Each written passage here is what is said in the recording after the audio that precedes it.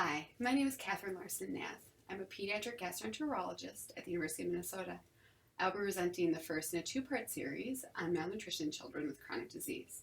This part of the series will focus on a general overview of malnutrition in children with chronic disease, and will more specifically look at factors that affect children with congenital heart disease and liver disease. I do have a disclosure that as a member of the Short Bowel Syndrome Medical Advisory Board for Shire Pharmaceuticals. We all know that malnutrition is a significant problem for many patients, and in pediatrics, malnutrition has been shown to result in both acute and long-term adverse effects. In the acute setting, pediatric malnutrition is associated with increased length of hospital stay, increased rates of infections, decreased functional status, and increased hospital costs. Long-term complications for children include increased metabolic risk, which includes development of obesity and diabetes, increased developmental and behavioral challenges, and decreased IQ, and immune dysregulation. Chronic disease impacts a child's nutritional status in many ways. First, many chronic diseases lead to altered nutrient utilization.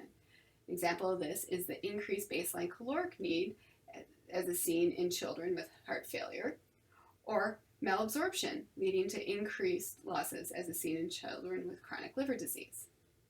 The diagnosis of malnutrition in children with chronic disease can also be a challenge, as many disease states like chronic kidney disease, chronic liver disease, and chronic heart disease cause edema and altered fluid status, making standard anthropometrics such as weight difficult to interpret, as the extra fluid will lead to an increase in a patient's weight without an increase in lean body mass. For critically ill children with chronic disease, it can also be difficult to obtain accurate measurements, as they may be too sick to be moved to obtain a weight or accurate length or height. In addition, the impacts of chronic disease on body functions may impact the provision of nutrition. Difficulties with nutritional provision can occur for many reasons. In some cases, such as in heart failure or severe liver disease, there may be fluid limitations, limiting the amount of allowable feeds. In other cases, the underlying disease may affect the intestinal motility or feeding tolerance.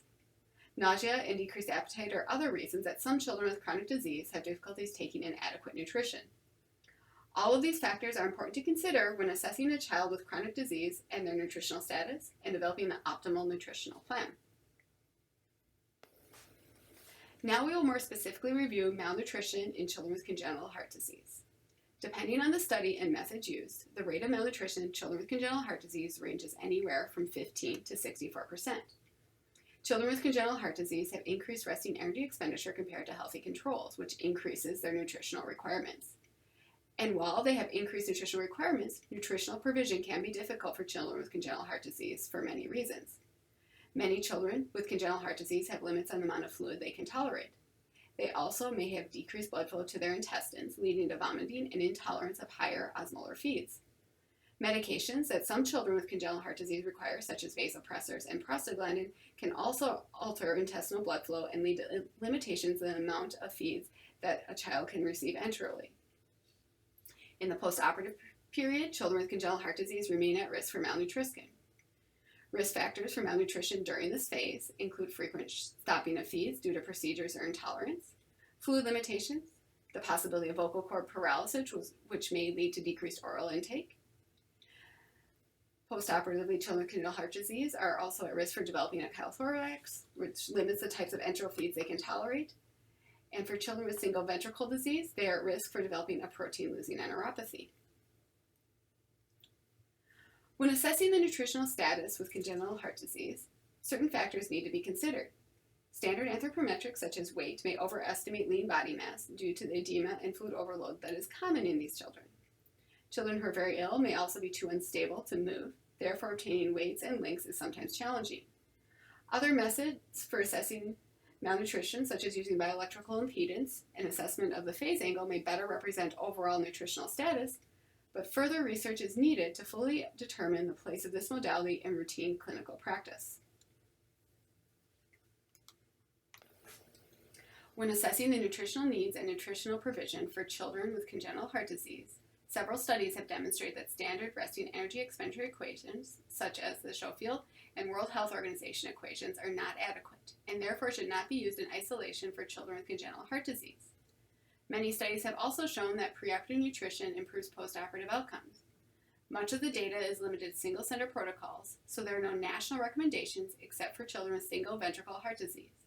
For these children, the National Pediatric Cardiology Quality Improvement Collaborative has published nutritional recommendations for the preoperative, postoperative, and discharge periods.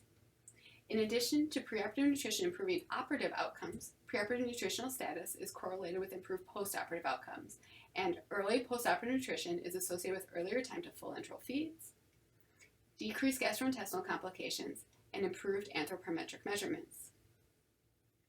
These factors exemplify the importance of nutrition at every stage for children with congenital heart disease. Now I will review malnutrition in children with chronic liver disease. The rate of malnutrition in children with chronic liver disease is reported anywhere from 55 to 76%. Just like children with congenital heart disease, children with chronic liver disease have increased caloric needs. Children with chronic liver disease are at risk for malabsorption of long-chain fats and fat-soluble vitamins due to decreased intestinal bile salts. These children also have decreased intake due to many factors, including nausea, anorexia, decreased gastric volume secondary to organomegaly or ascites, and early satiety. Children with chronic liver disease have decreased muscle mass or sarcopenia and increased fat mass. In addition, for children with chronic liver disease and ascites, using weight as the main measure of nutritional status is unreliable. Therefore, recommendations are to use triceps skin fold thickness and mid-upper arm circumference to assess nutritional status, as these anthropometric measures are less affected by ascites and edema. Other modalities that can be used to assess nutritional status in children with chronic liver disease but are not practical in the daily clinical setting include total body potassium, CT and MRI, and DEXA scanning. When developing a nutritional plan for children with chronic liver disease, it is important to consider several things. Children with chronic liver disease require 130 to 150% of the calories that healthy children require. They should receive a standard amount of protein, and they should have a higher proportion of medium-chain triglycerides compared to long-chain triglycerides in their dietary plan. Infants, for instance, should have about 50% of their fat provisions as medium-chain triglycerides. Due to the risk of fat-soluble vitamin malabsorption, children with chronic liver disease should be supplemented with fat-soluble vitamins. These vitamins are A, D, E, and K, and they should be supplemented in a water-soluble form with careful monitoring of their vitamin levels. In summary, many factors contribute to the altered nutritional requirements in children with chronic disease, including their energy needs, tolerance of enteral intake, and the presence of malabsorption. For many of these children, standard anthropometrics do not accurately reflect their nutritional status. In the same fashion, children with chronic disease who are well nourished have improved short and long-term outcomes. I hope that you have enjoyed this presentation. Now please take some time to listen to the second part of this series in which Dr. Praveen Gade will cover children with chronic kidney disease and children with cystic fibrosis.